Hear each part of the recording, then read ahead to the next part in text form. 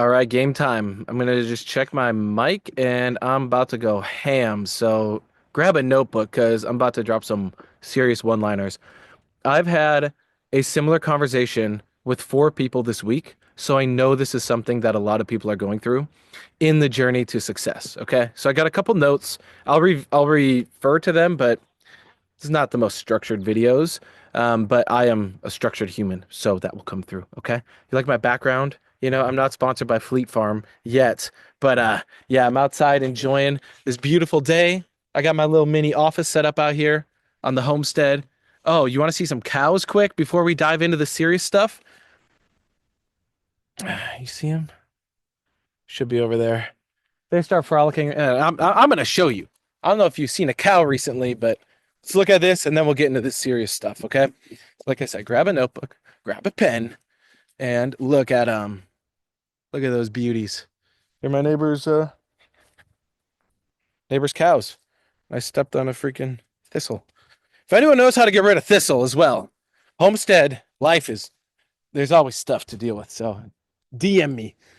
DM me thistle and then give me your tips. All right. I asked ChatGPT, it didn't give me an answer. Okay, I'm just gonna rant. So this is going to be about the journey of success and how to keep progressing. And I know that sounds cliche as fuck, but it's so true. I've been in the game as an entrepreneur for over 10 years. I know what it's like to have good times and I know what it's like to have bad times. And you got to have a plan for all of it. So I'll open it up with this idea of their seasons of life. And I'll give you some context through a guy I was just chatting with. I'm not going to say his name, just out of respect to him, but he had been realizing he hated his job, and he's kind of late to the job. He's getting paid well, but he's like, not showing up 100% because it was literally sucking the life force out of him, and he ended up getting let go. And he's like, okay, I got runway. I don't have to jump into something right away, but what should I do? And especially as a guy, if you're a guy and you don't have something to plug yourself into every day to create and move forward and provide for yourself or your family, you will spiral. What's happening is on a resonant energetic level. If you are in go mode and you are providing and crushing it, you will have more testosterone, you'll be happier, you'll show up more confident. So many good things happen. But if you're not plugged into something and you're spiraling, your mind will totally fuck with you. And you might have 10 hours a day of free time and you won't get shit done. I know what this is like because this a big thing of what happened to me after I quit doing my e-commerce company. I sold it off, uh, parked money in important things to me, like this homestead and, paid for an awesome wedding with my wife and all that. But then I was like, oh, wow, I'm kind of back to, it's like I have runway, but I got to do something. And at that time, I was just starting to learn like sales and, high ticket sales, stuff like that.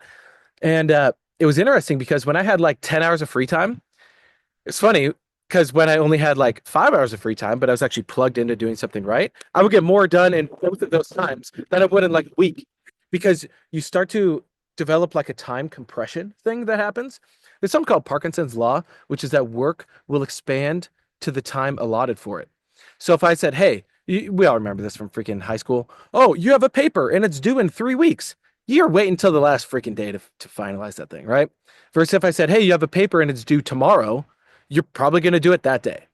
Same thing goes with life. I don't care how advanced you think you are, you've been programmed for this, and your ancestors were programmed for this to have deadlines mean something to you. Dude, we call them freaking deadlines. Why don't we call them lifelines? But anyway, deadlines, right? The fear of fucking death, it's in you. Let's get it out. So you'll have seasons of your life. What season are you in now? A good reference for how to label the seasons generally is you got like spring, summer, fall, winter. And it doesn't, and your season of your life is not always going to relate to the actual season you're in. And if it is, well, I guess then you're probably into homesteading like I am, right? Because it's springtime here and it's nice. And that's why I have my outdoor office now instead of being in, cold ass outside and I have to be in my room with my heater. So the season of spring is for like planting and going ham.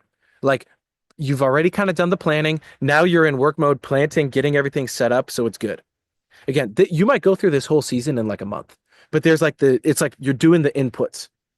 Then summer is like you're doing the inputs and you're tending to the inputs and you're optimizing all the inputs because you realize all these inputs are going to pay off to some extent. It may not be a big payoff or it may be a freaking awesome payoff. Then there's fall time. This is the harvest. And you harvest whatever you got. If the harvest is great, awesome. If the harvest sucks, you better learn. And then you have winter, which is like that period of time where you can kind of diagnose what's happened and then you can design. So if you're trying to plant during winter, it's not the time for that. It's not the space for that. If you're trying to plant in fall when it's time to harvest, it's like you're kind of messed up. Again, you might go through 4 seasons in a freaking day, and it might be every day. But I'm just giving you this to kind of paint the context. Now, here's some really helpful stuff that I've looked at. Okay. You got to have a steady source of input and planting seeds into your mind every single day. That's why I make my YouTube videos. That's why some people watch my YouTube videos multiple times. That's why I have my podcast. It's why I'm so adamant about sharing what I've learned because I see so many young men, especially young women too, but men in general are putting in the work and they're planting, but they're not planting the right things and they're not harvesting. They're not getting nearly the harvest that they want. And I'm here so you can crush it and get the greatest harvest you can and then use that so we can actually change the freaking world. So let's do it. Here's some one-liners. Okay. So with success, you want to have some sort of daily, like winning the day system. What I mean by that is there's certain inputs, certain things that you plant in like the spring phase, where if you do this every day, it will inevitably create the outcome you want. Here's an example. Every morning, there are 2 things I do every day. I don't care if it's on Sunday, on my day off, or, I don't care if, you know, if anything is happening, I'm still going to do it. 1, I write or read this thing called self-forgiveness. Self-forgiveness is a way you can structure out your mind and what's happening. You can actually forgive or let go of what you're holding on to. Like if you ever had a rough day the day before, and then you come into today and you're kind of off, or maybe you're like a little hesitant, or maybe there's just, something weighing on you, or there's a big decision. Self-forgiveness is a very specific way you can actually type out, or you can speak it out, where you can peel back the onion on what's inside you, and then you can give yourself a new way you want to live. I have other videos on this. If you want to know about it, there's the best free course in the world called DIP Light. I will send it to you. Just message me, self-forgiveness, or like, hey, teach me self-forgiveness. It is absolutely life-changing. The other thing is there's a software program that I use that is also life-changing. You can rapidly reprogram yourself, learn all the new things you need to learn. So instead of you taking months to learn a new skill, you can learn that new skill in like a week max. It's phenomenal. I do that every single day. I've done that every single day for the past 5 years. I missed like 2 days ever. And one day was on my wedding just because it was so busy. I forgot. And the other day was when my wife was giving birth to our first son. Excuse me. Okay. Those 2 things are part of my winning the day. The next thing is I call it revenue generating activity. If you don't know what that is, it's basically what are the inputs in your business now that is actually going to create the outcomes. Maybe you got to reach out to people. Maybe you got to post content. Maybe you got to, whatever you got to do. If you don't know what your revenue generating activities are, well, you can hit me up if you're actually serious about this, because if I ask you a couple questions, we can figure it out really quickly. But don't you feel freaking good if by like 10 a.m. you've already got a lot of this stuff done? As opposed to it's 10 a.m. and you're like, oh God, my day's all over the place. What am I going to do? Then it creeps into the afternoon. And then in the evening, you can't even shut off and relax because you haven't got the right stuff done. So that's winning the day. Here's the pro tip with it though. So I make it into a little checklist, and imagine it's like a grid. So like graph paper, like imagine literally got lines up and down and then right to left. And then you just do an X for every day that you won the day. It's not that hard, right? So if I do all 3, for me, that's winning. Because with life is not a game, but the system works like a game. And if you're winning the game, and if you set up the rules so that it's easy to win the game, that is when you're going to win. Can't make the rules too easy because you're going to know you're bullshitting yourself, but you shouldn't make the rules insane. Like you should be like, oh, to win the day, I have to do a cold plunge and then my red light therapy. And then I have to do 100 squats and then 100 push-ups. And then I got to, have a romantic conversation with my wife. Like you're screwed. If you think that's what it takes to win, realistically winning is you got to work on yourself. You got to work on your business or whatever your main project is. And when you do that and you acknowledge it and you recognize it and you mark it down physically on a piece of paper with a pen, you will look at yourself and you will actually start to resonate. Oh, wow, I'm winning. This is pretty cool. Guess what? You're winning the day will evolve over time. So right now, if it's like, yeah, I gotta, do this self-development thing in the morning, and then I gotta do this, guess what? This leads me to my next point, which is opportunity handled well creates more opportunity. Now, how does this relate? Because when you're crushing it with winning your day, that's you handling well what's here already. When you handle that well, you will automatically create new opportunity. Okay, this leads into my next point, which is called integrated thinking. I would write all these down. I know I'm going in and I'm talking fast. I don't care. This is on YouTube. You can watch it again. So you handle the opportunity well, and it will create more opportunity. Now, I was talking to my friend about this. He's a client, friend, just good human being overall, around the same life purpose, life mission. He's the one, he just lost his job, and he's like, I know I'm ready for more. So he said, okay, well, how come there are some people who will just be content with the job then? Like they handle the opportunity well, but they don't create more opportunity. I said, aha, great question. Here's the answer. Their programming, aka their vocabulary, aka their resonance. Picture someone who starts as a cashier at the supermarket. And they're the best freaking cashier. They got a smile on their face. They're on time. They do it well, and they're good. At a certain point, don't you think the manager obviously notices that? And the manager's like, "Oh wow, good job. Like, yeah, we'll give you overtime. We'll give you a bonus." At a certain point, that manager knew things are going to happen. The person who's the cashier might become the head of cashiers or the manager of the store. You become a good manager of the store, guess what? Over time, new opportunities will open up. Now, why would some people spend their whole life as a cashier? Because on an unconscious, subconscious level, they don't want more responsibility. It's a little bit painful. You have to change your habits. There's more responsibility. It'll be uncomfortable to learn new things. So a lot of people will hide back. They will hesitate to take on that opportunity. But if you become a savage, you reprogram yourself, you do self-forgiveness, you reprogram your mind every day at the unconscious level, you build your vocabulary properly. I don't just mean reading a dictionary, that shit doesn't work. I mean, there's the tools that I talk about. You do that, you will crush it. You will learn the skills, you'll get feedback, you'll know exactly what's going wrong and how to correct it. You will become unstoppable. So then you can rise through the ranks very quickly. This is how I've learned sales extremely well. This is how I learned e-commerce extremely well. This is how I've learned how to have a homestead, how to have awesome relationship with my wife, how to make good content on YouTube, how to literally run events that have got hundreds of people to it, how to run local events that have had thousands of people there, how to create, life-changing community. I've learned all this stuff over the past 5 years because I know how to learn. Now, this leads me to the next part, which, like I said, is called integrated thinking. So the world has brainwashed you into specialized thinking. Specialized thinking would be like, again, back to the cashier analogy. I know it's corny, but it'll illustrate the point. Specialized knowledge is where you go, okay, I'm going to be the best cashier. So I'm going to like really get good at like, swiping the items across the thing. And by the way, cashier is going to be replaced by AI ASAP. Well, automation and robots. But anyway, the point still holds true. So the specialized knowledge just goes, okay, yep, I'm just going to be the very best cashier person I can be. And that's it. You specialize in that knowledge versus integrated thinking is where then you start to see, okay, what are the other responsibilities here? Oh, maybe I could like help people with the bagging. Maybe I could like, I don't know, ask my manager if I can help with restocking the shelves. So at a certain point, you learn everything. You build your skill stack. You know what it takes. You've integrated the thinking of what success actually means. Now you do that, it's automatic. You will be put in a position of leadership or something else will open up because you're resonating success. Literally, by definition, you are successful. And again, it's probably not inspiring for you to look at being a freaking cashier. But let's say you have a business. If you don't know each part of that business thoroughly, you're gonna be missing out. You're missing parts of your foundation. When you know that though, and you have integrated thinking, you become unstoppable. Okay, I think I made my point clear. Now I want to get into the last part, which is how this is now the realist part of it. You got to have something called self-honesty. I see a trend going around where a lot of people are trusting AI at they think the AI is smarter than them. And don't get me wrong, AI is helpful. I use it occasionally.